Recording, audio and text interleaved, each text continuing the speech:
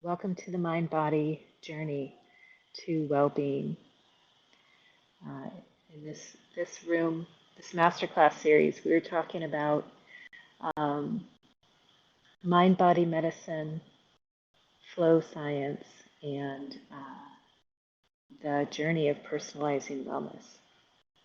And so the three of these elements are sort of woven together through the discussions that we have week to week.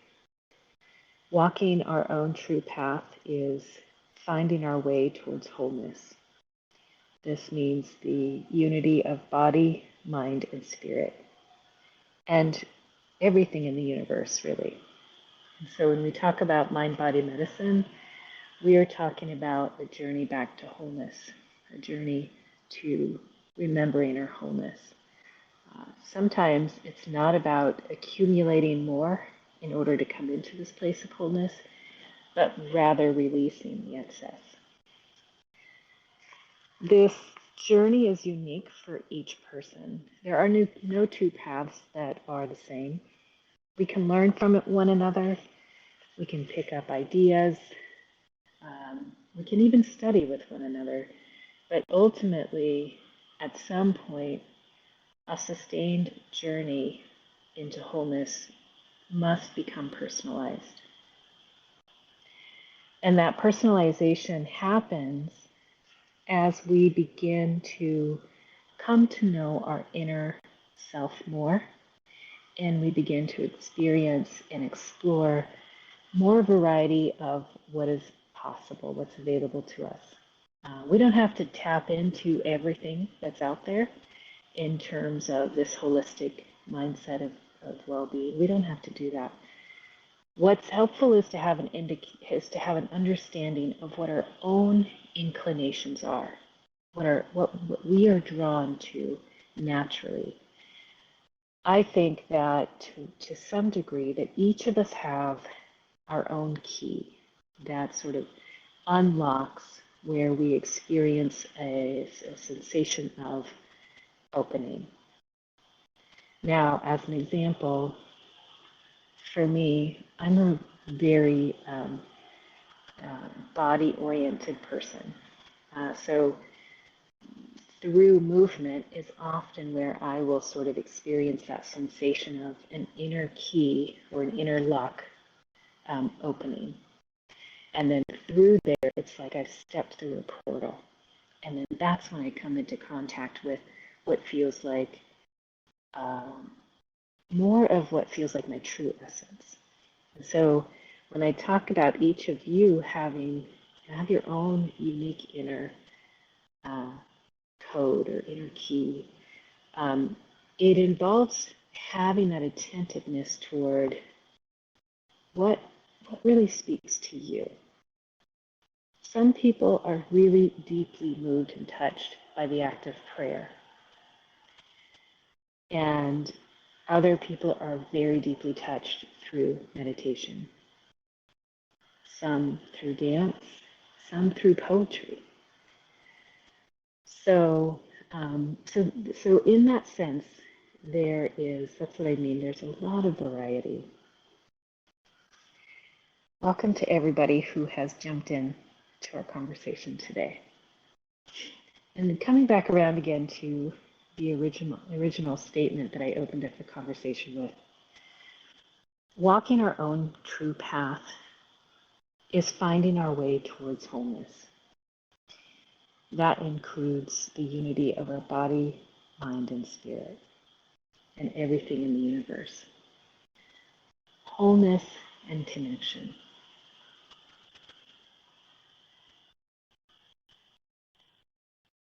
All right, so now I'd like to invite everybody that's here to think for a moment, if you were a body of water, think about the different bodies of water that there are. There is the rivers, there's the little creeks, there's lakes, there's ponds, and there's the ocean. I'm not going to go into all this science detail uh, of that, but there's all of these bodies of water: lake, ocean, river. If you were a body of water, and I'm not talking about like in this moment in your life, I'm talking about in sort of the greater spectrum of your life. If you were a body of water, which one would you identify with the most? And if you can drop that in the chat, I would love to get an idea of what kinds of bodies of water are in the room.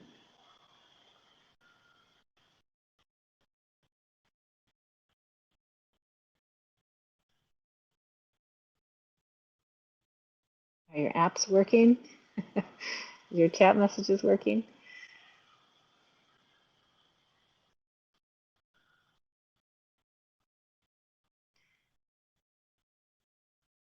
All right. Every body is every body of water is functions a little bit differently. In the ocean, we have these massive currents that move around the entire planet. Massive currents of ocean, and there's a lot of different variation in the ocean in terms of like how the water moves within.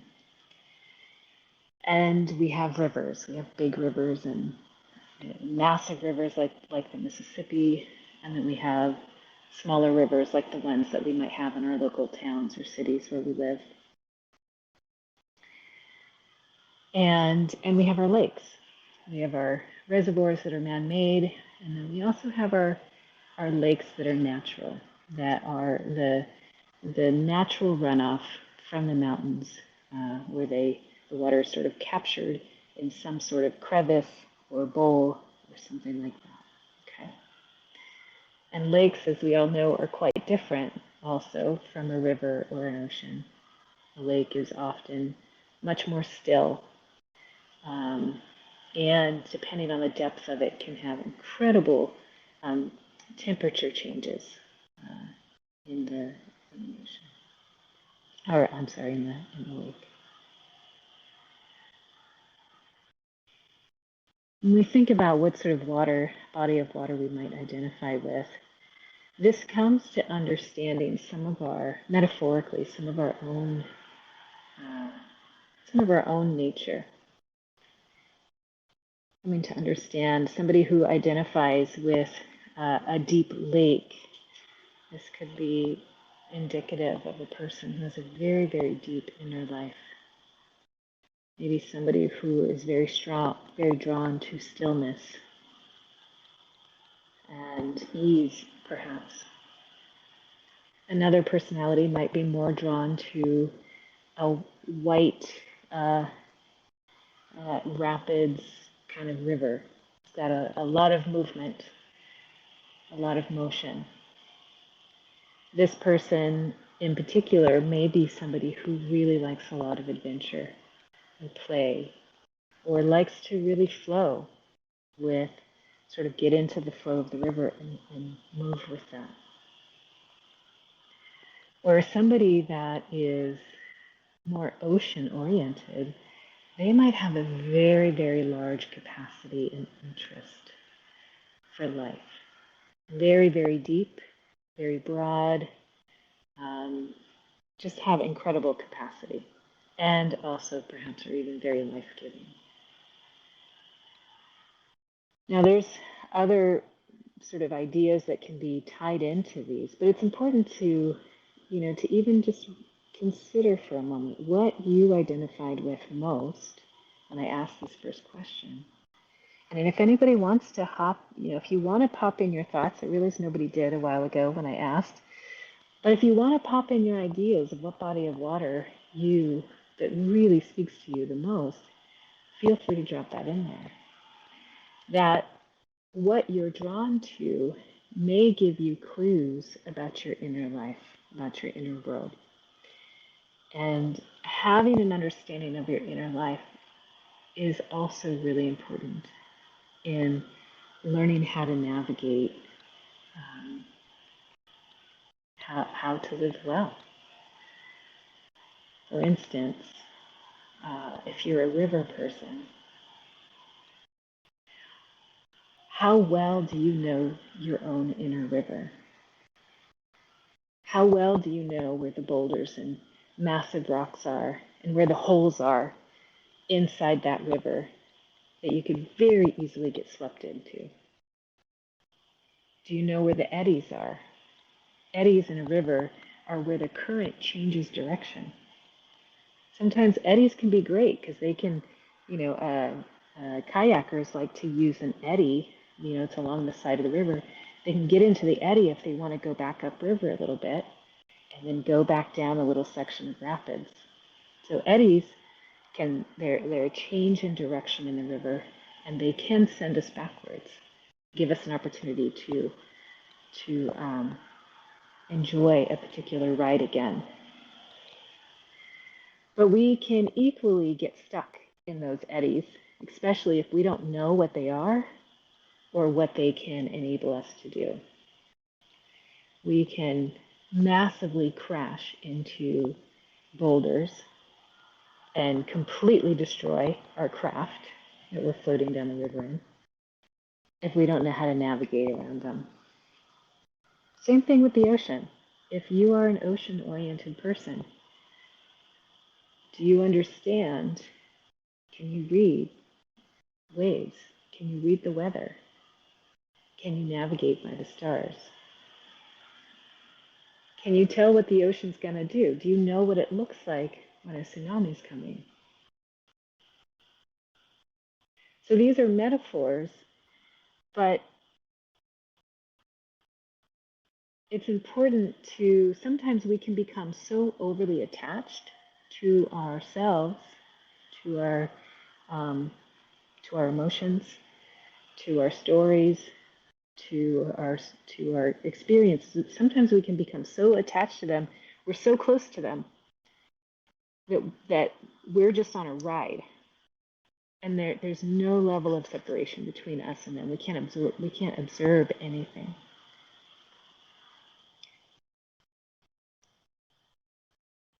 How many people in here, and just give me a show of hearts, how many people in here have experienced times in your life where it felt like life was happening and you had no idea what the hell was going on? It just was happening and you couldn't get your traction, couldn't get your footing. Yeah. Yeah. It can feel particularly difficult if we feel like we just can't catch a break. We need a break so we can get our bearings. And this brings us to sort of the topic that I wanted to talk about today, which is getting our bearings. Any of you who've worked with me before, particularly maybe you've been in group with me or in some other way, one of the things I talk about often is about having personal practice. And a personal practice is essentially, it's a routine, it's a ritual that we come back to day in and day out, every day. And it is a sacred place for us. That practice, essentially, what it really does is it essentially gives us our reference points for the day. Oftentimes, it'll stabilize us into qualities of stillness or ease or a quality of calmness.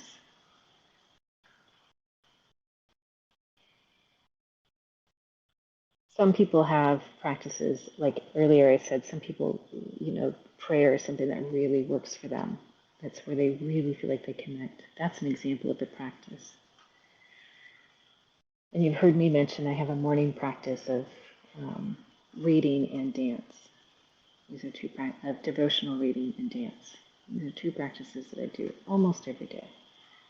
A bit ago, I was saying every day, but then I had a little bit of a miss for a couple of days here and fell off the wagon a bit, which happens.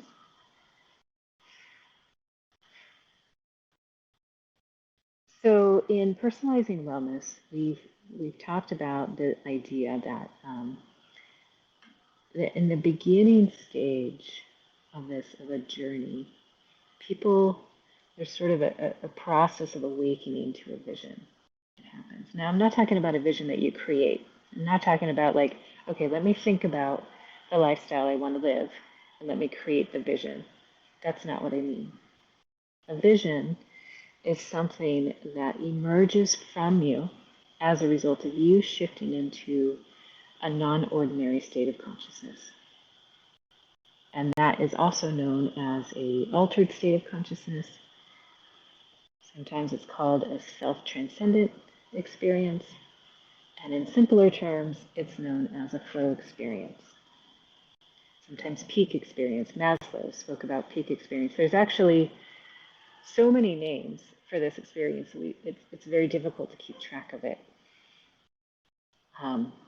But it's those moments of absolute oneness, clarity, connection that we tap into. And in that moment, we don't just see, we feel, we know, we sense this awareness, this vision of what is right for us.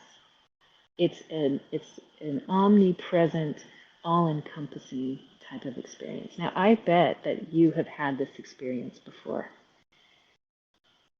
This is something that many of us get glimpses of in our lives. The problem that I found in my research is that people glimpse it and they don't realize how important it is. And they don't know how to recreate the conditions in their life so that that can happen again. So this emergent vision, this is part of my work that is so important to me. This is like, part of what I try to do with people is I want people to understand how important this is. How important it is that when you glimpse that vision, when you experience it, it's like an epiphany. When you experience that, that matters. Because when you get that, and you understand that this is important and this matters here, you can begin, you've got an element for your navigation. You've got a breadcrumb. And so now part of the journey is following those breadcrumbs, creating more of those experiences so that you can experience this sense of wholeness more often. Now, initially when we begin to have this experience, it is a state experience. It's known as a state, which means it's temporary. That's why we call it flow state. It's a temporary state that we experience. Now, some of the masters among us, some of the master yogis, master Zen practitioners, anyone who has sort of been able to achieve this state of true mastery, they are able to experience this, I believe in the Indian tradition, I think it's called samadhi. In the Christian tradition, it might be called heaven. But it is about being here and alive and present on the moment.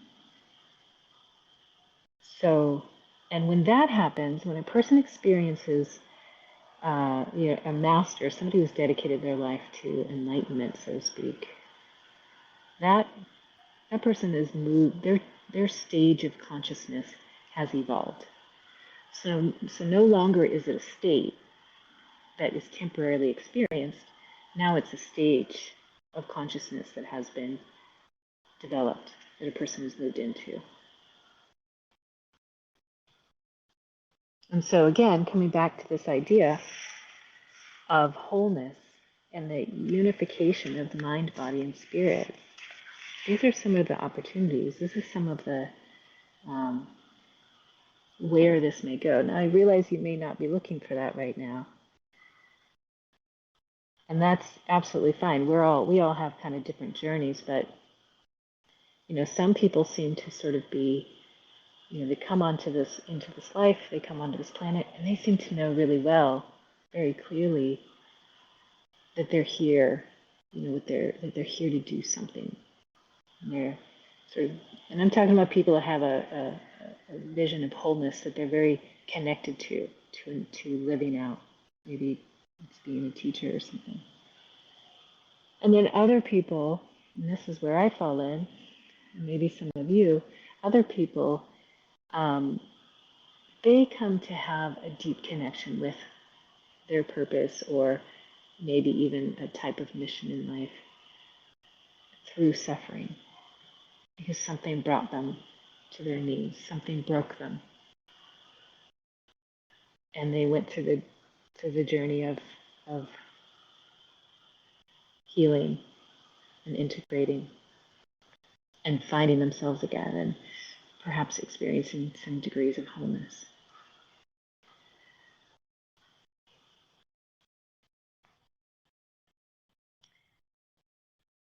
All right. So, in this personalizing wellness experience, the awakening of vision, like I mentioned just now, there's this experience of a person experiencing a disruptor, and this is often a very disconcerting experience. We prefer to avoid this.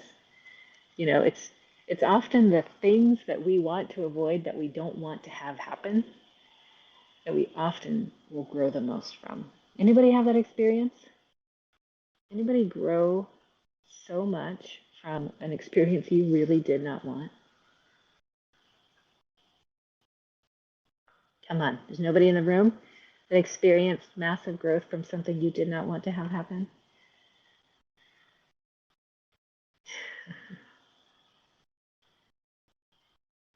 Oftentimes. Good. Thank you, Jay and Nyla. Yeah, yeah. It is. I don't want to get too far down this rabbit hole, but there's this idea that in trauma literature, that we've all heard a lot about PTSD, post-traumatic stress disorder, and I think now people are starting to hear a little bit more often about post-traumatic stress. I mean, post-traumatic growth, and so that growth, the post-traumatic growth, is what happens as we respond to the thing that was deeply traumatizing to us, as we respond to it in a way that perhaps maybe we become more resilient, we become stronger from as a result of, we become maybe more clear as a result of. And the PTSD is where we experience our system gets overwhelmed by it, so it's not something that we necessarily rebound from as quickly, because it overwhelmed our system too much. Yeah, I see your hand, Diana. You got a question or a comment? Yeah, I do. Recently, I've been doing a lot of work on this childhood trauma that I have gone through, and it has affected my whole life. And I didn't even know what this word limerence is, and it's opening up a whole new idea of why I am where I am, why I did what I did, and who I am because of my childhood traumas. And I'd like the people in circles to do more work on that, because I think a lot of people don't recognize that their childhood really puts them at a disadvantage for relationships when they have got emotional trauma from the time they were born. And and some in physical too, but in my case it's more emotional, and the kind of damage it's done to the things I've wanted in my life. And some things it's been a very healthy and great thing, but for relationships it's been very bad. So I just think when I wrote down and what kind of river I would be, is I wrote down a raging river, because I am so angry at my parents for doing what they did to me. And it was nothing physical, but it was just emotional neglect. that it is, and I just lost the relationship that I wanted. I mean, it was the relationship that I dreamed about. And I did things that I can see that made it go, him just walk away.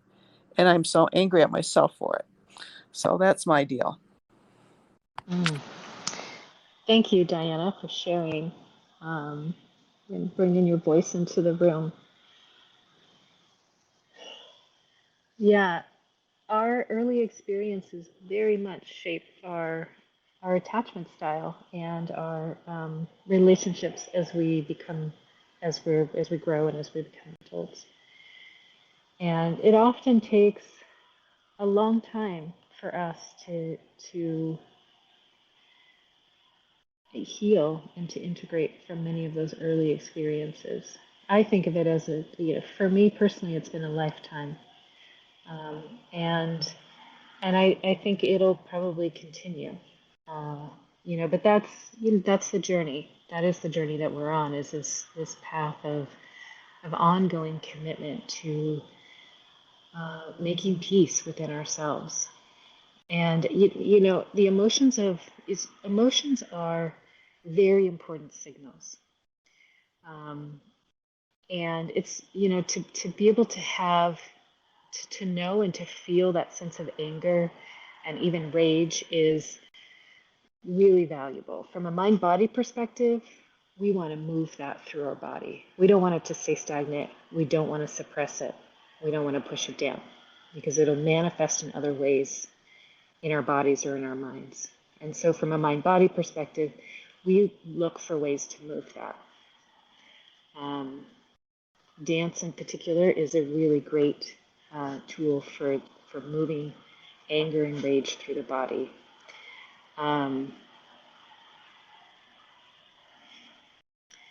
So are martial arts trainings. Martial arts can be really effective for helping that because of the power and the energy that you're moving through your body.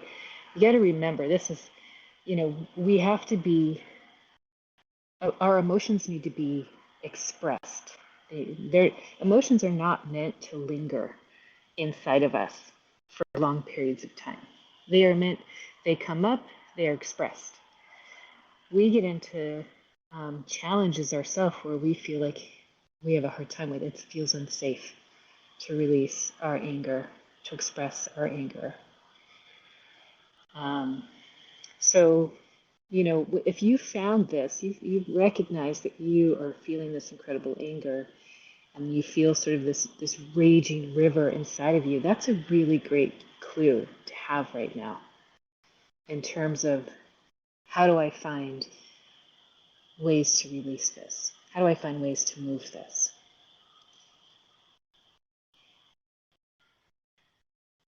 Well, Anybody one else? of the, I just, sorry. Yeah, go I go just ahead, Jen. wanted to, since the breakup of this relationship in May, I have had serious health issues. I have AFib now, and I have to take medication for the rest of my life. I can't eat some of the things I want to eat. I can't do some of the things I want to do, and the anxiety has got an all-time high. So, moving this through your body at 67 years old is not as easy as it was when you're 50 or 40 or 30. And I wish I would have known about this childhood trauma, situation earlier. I might have been able to, handle it, but the stress of it has now caused these health issues. And that's the problem, because it's not going to go away. It's for life. And you have to be careful, on a lot of different fronts if you have these health issues. So I'd encourage everybody that thinks they might have any childhood PTSD symptoms to run out and make sure you're relieving the stress that's accumulated in your body. Thank you, Diana. I thought I saw somebody else's hand pop up. Was there somebody else that had a comment or a share? Okay.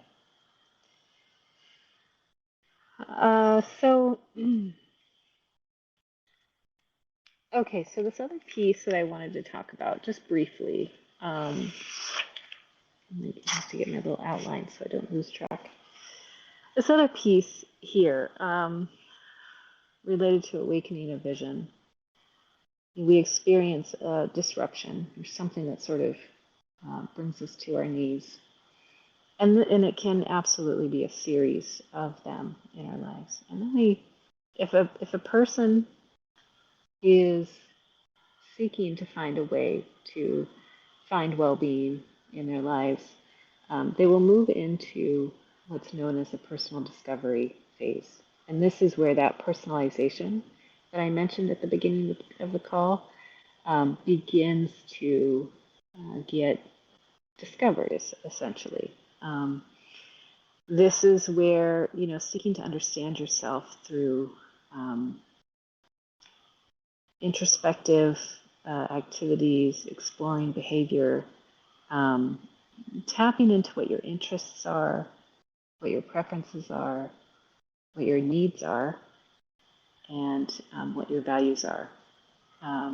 And so reflecting, exploring, and experimenting are the ways that we begin to do that. So, but your interests, your preferences, your needs, and your values really drive this personalization approach in finding your way to this journey, this experience of wholeness. And I think this is kind of our unique code. So a bit ago, I mentioned something about reference points. Reference points. This is a concept that comes from a teacher whose work has touched me very deeply. Her name is Wendy Palmer, and she's an Aikido master, and she teaches a lot about embodiment work. And so this conversation, this part of the conversation comes from some of Wendy's teachings. In particular, she emphasizes the importance of a basic practice. A basic practice is, again, like I said a while ago, something that we come back to day in and day out. It doesn't have to be complicated. Now, from this embodiment perspective, these reference points are based on body sensations. So that can be, in this indication, it is our breath, the gravity of our body, and the energy field, the field around us. These are reference points. So there's this idea, this term called clairsentience, and what that means is bodily intuition. And the more that we are,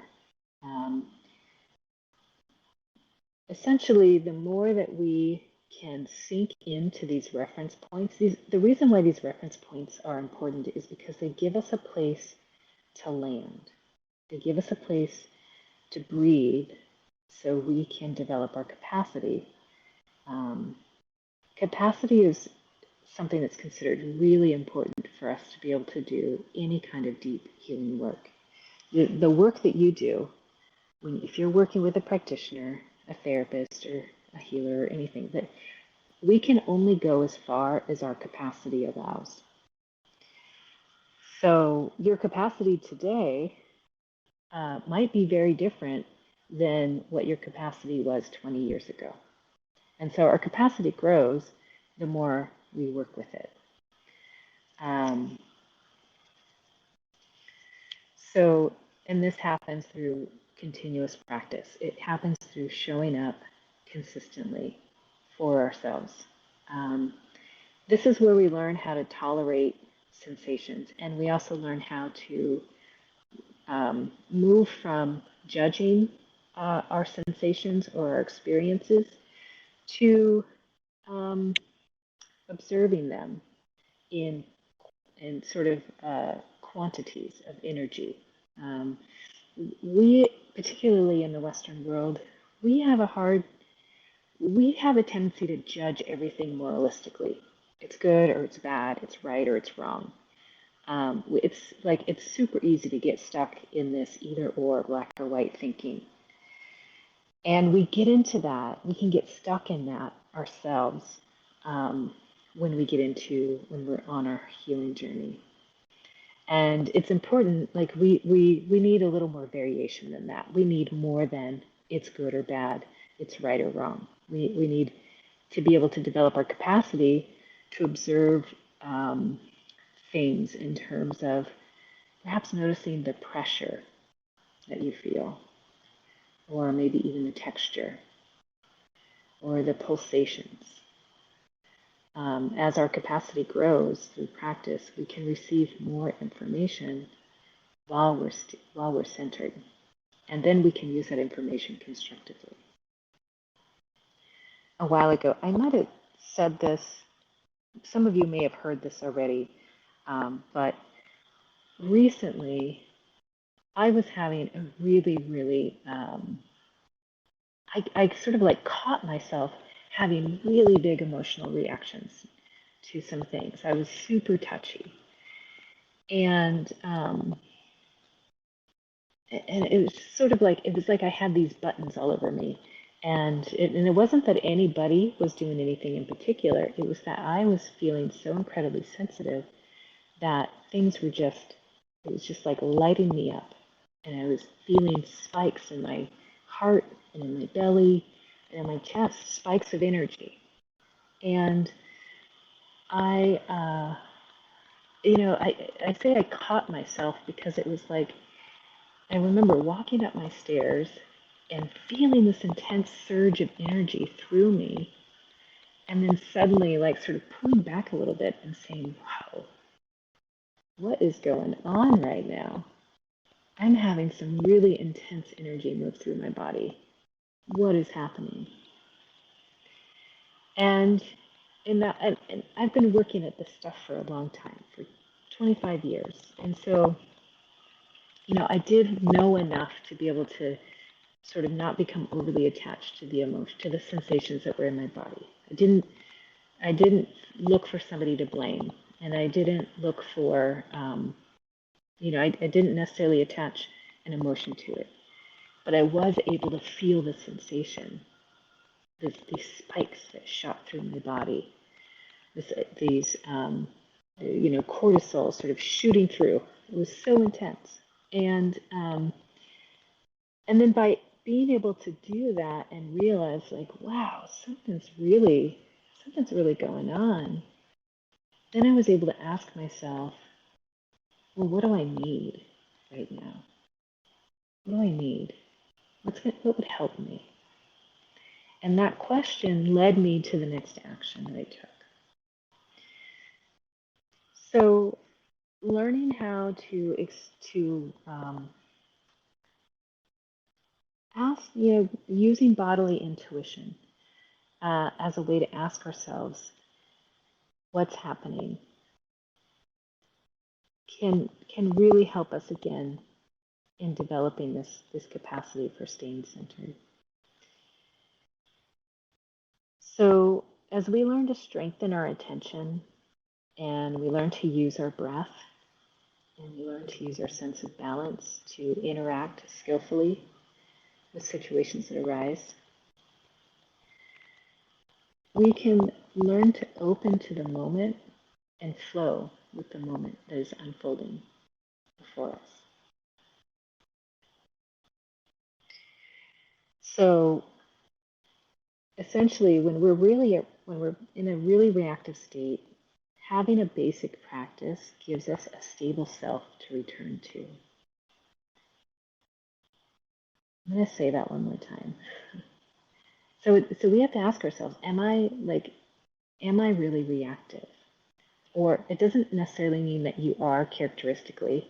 It might be like how I was a couple of weeks ago, that it was in that moment, in this sort of this situation, I was behaving really reactively. I was reacting to something, some stimuli that was happening.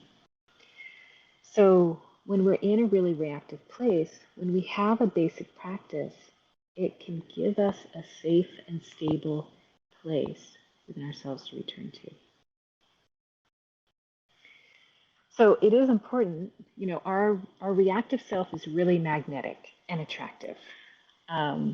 It is interesting. It's got its own stories, it's got its own sensations, it's got its own pictures. You know, our reactivity is very enticing.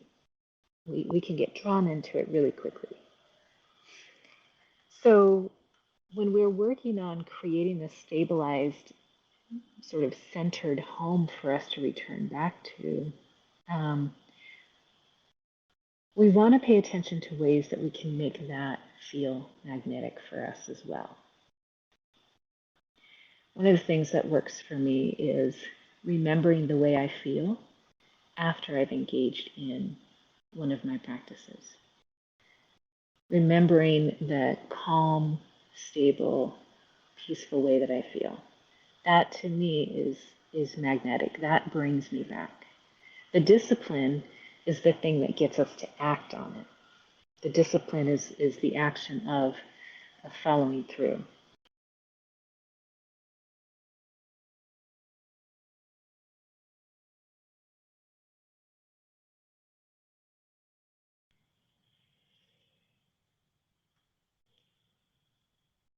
All right. So we've got about 17 minutes left, and I was thinking maybe we could move into doing a practice, a basic practice. And this exercise involves 3 body-oriented reference points. Again, that's the breath, the field, the balance of your field around you, and it's the sensation of gravity.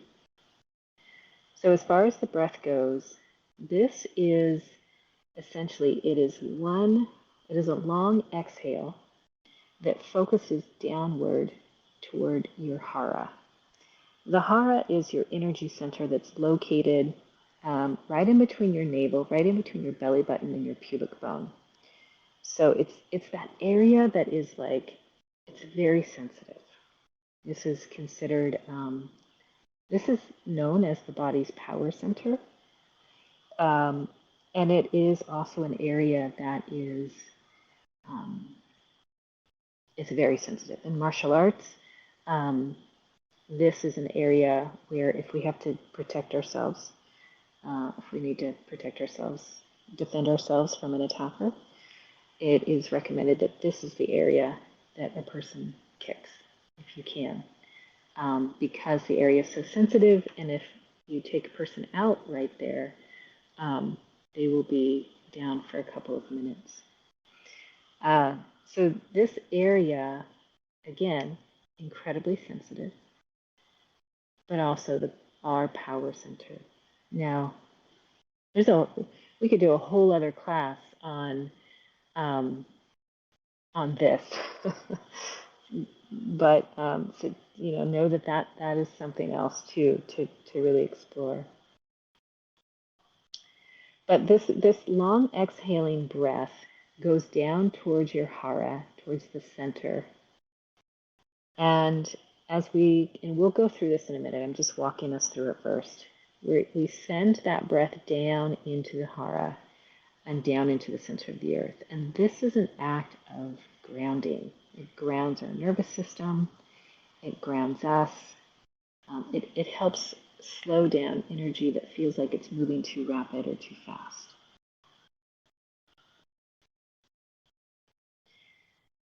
The next question, or the next field, the next reference point that we will explore is the field of energy around you. So many of us, most of us, again, particularly here in the Western world, we orient towards the self that we see in the mirror, which is typically the front upper half. I just want you to think about this for a second.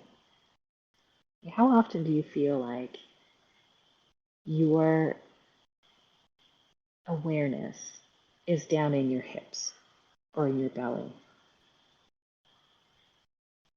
And if you experience that with some regularity, give me a heart and let me know. Okay. Now, how many of you feel like when you experience yourself, you feel like you're in your heart? Like you could feel your presence in your heart.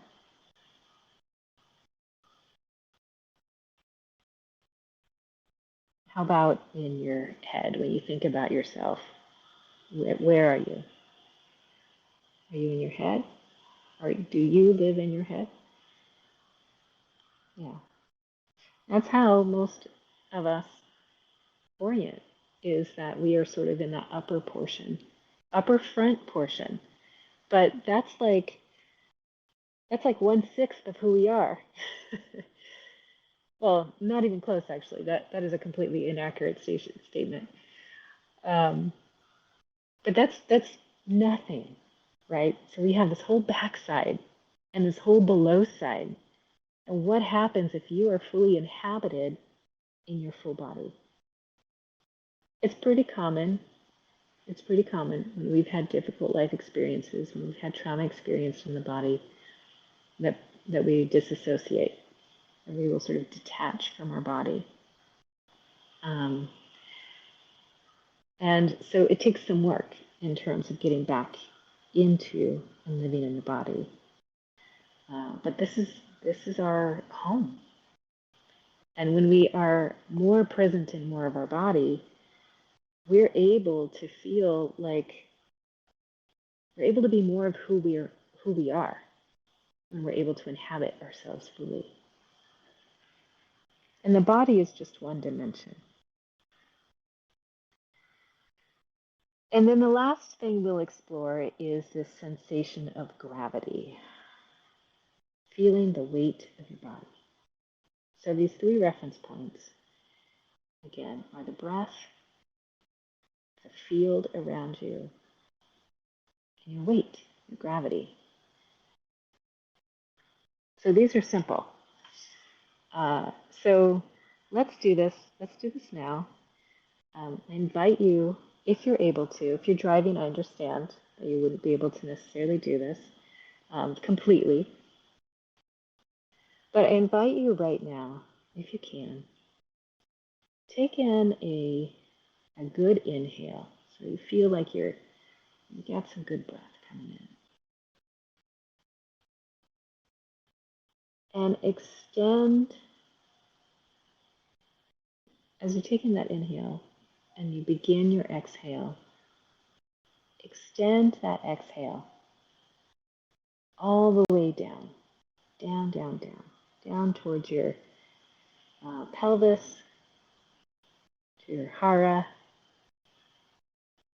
down into that power center of your body, and then down into the earth.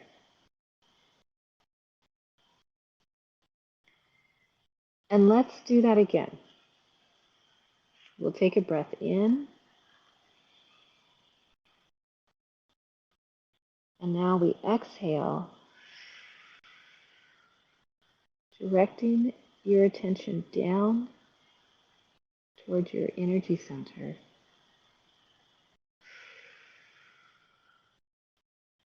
And down into the earth. Now, making this audible sound, I hope you can hear as I'm breathing out, and sustaining it for as long as possible. This is really good for our nervous system. This helps induce a sensation of feeling calm and relaxed. It's a way of, as you can tell, you're sort of filtering energy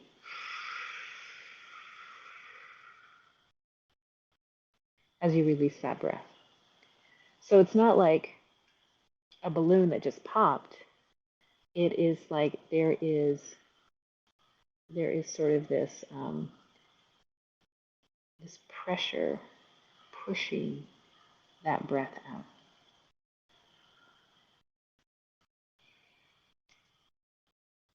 And let's try that again. Inhale and exhale.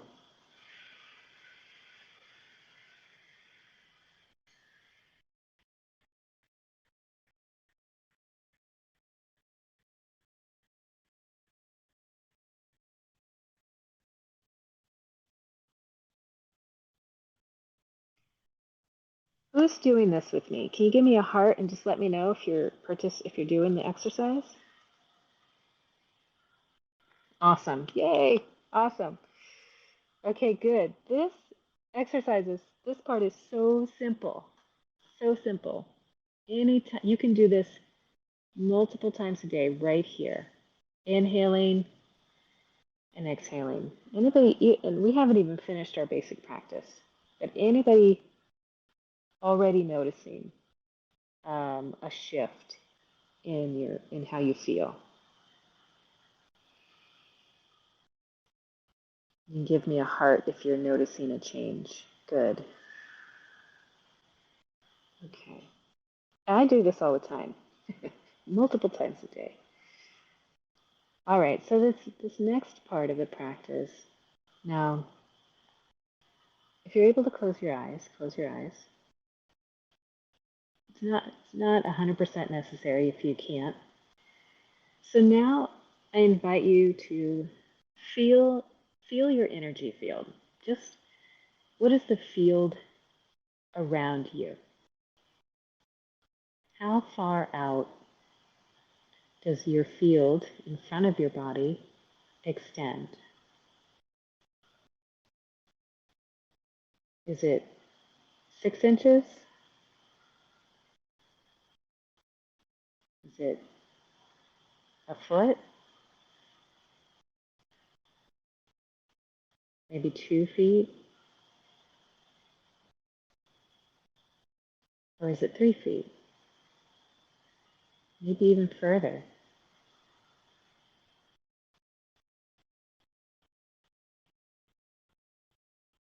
Now let's bring your attention to your backside.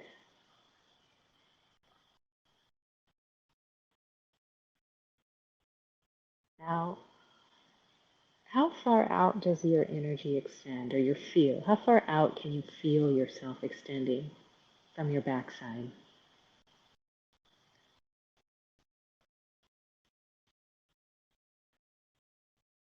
Is it just a few inches? Can you even feel your backside?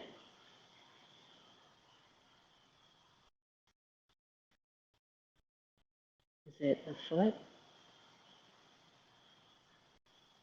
Or 2?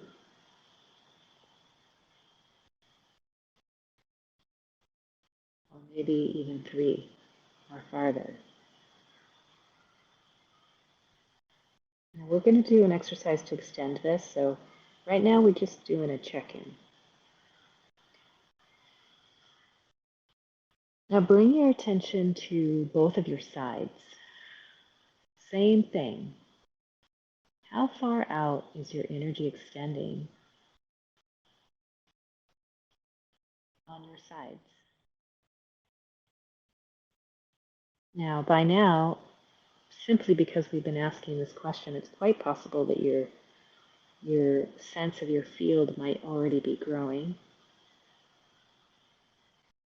How far out does your field extend from your sides? Just feel that, sense it.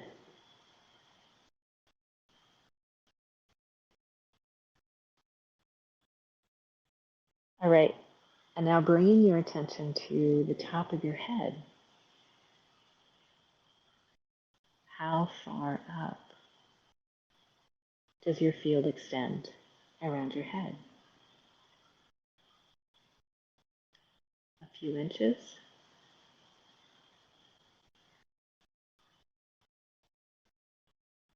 A foot? Or 2?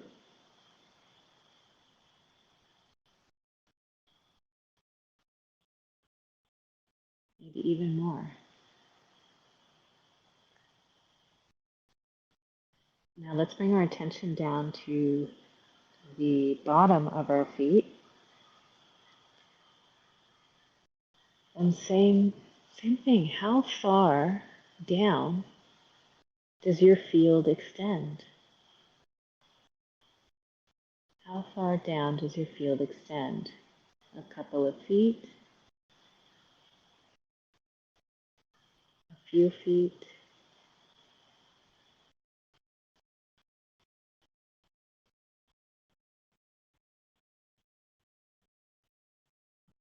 So now we're going to take it all together. So this body field thing, right?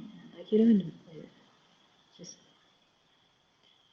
imagine your field around. So now you've tapped in to your field. Now again, remember, it's no use to us to judge good or bad, right or wrong. Okay? No use. This is observation. We just are observing. So let's take a look now at your whole field around you and feel it, sense it.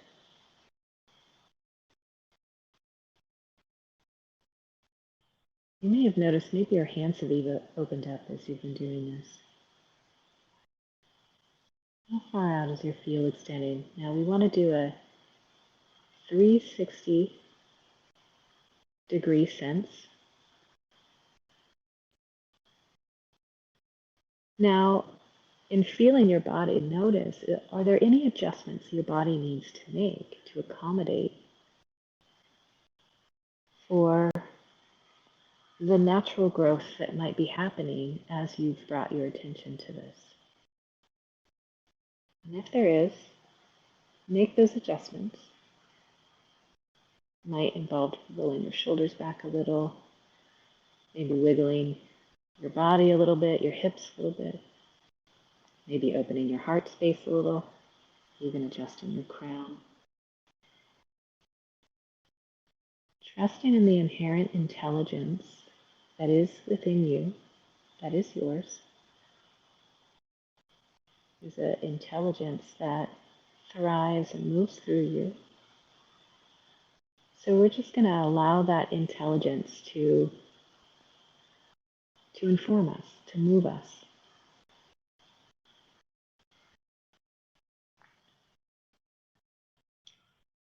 Right, the last piece of this basic practice now is the sensation of gravity. So now just feel your weight.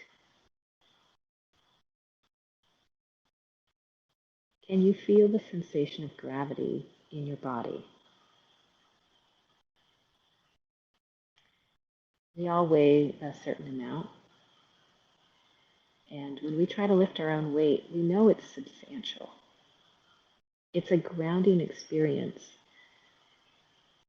to take a moment and sense our actual weight.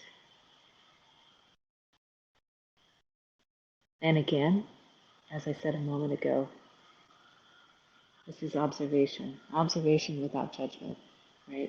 We're just sensing. We're helping to activate that body intuition. Okay? Using your imagination helps you explore the sense of weight in your body. So trust in that. We might feel the weight of our shoulders, of our arms, of our chest, our hips, maybe even our internal organs.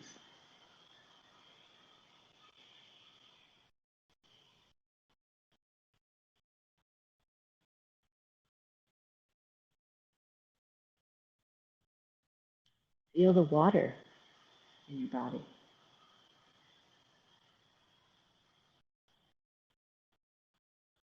This experience of feeling gravity helps us ground.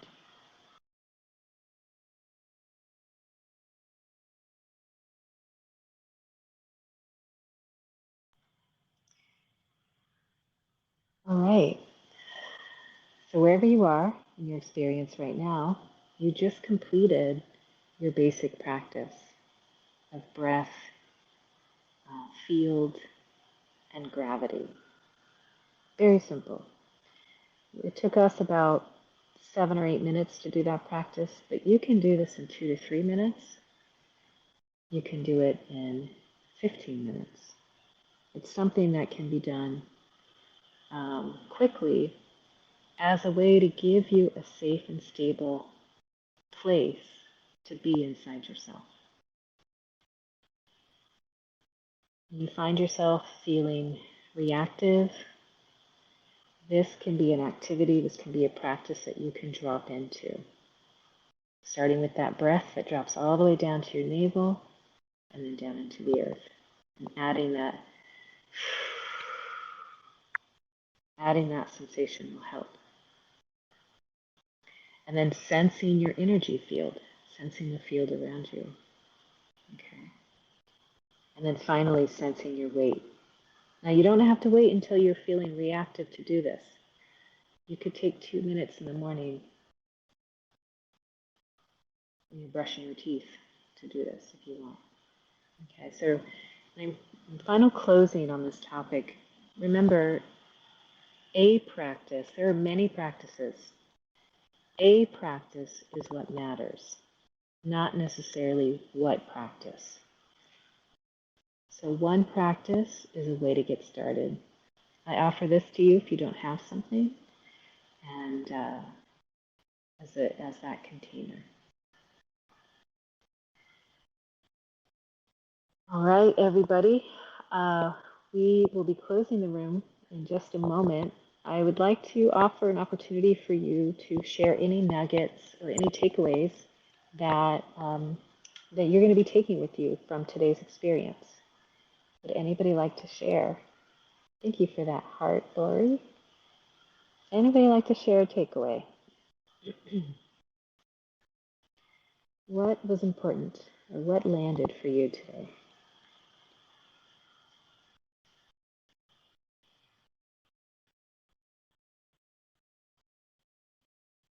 All right. Well, on that note, thank you everybody for showing up today. Good luck with your practice. Feel free to shoot me a chat message if you have any questions or if you'd like a little more support. All right. Take care, everybody. All right. Bye. Thanks, Kari. Mm-hmm.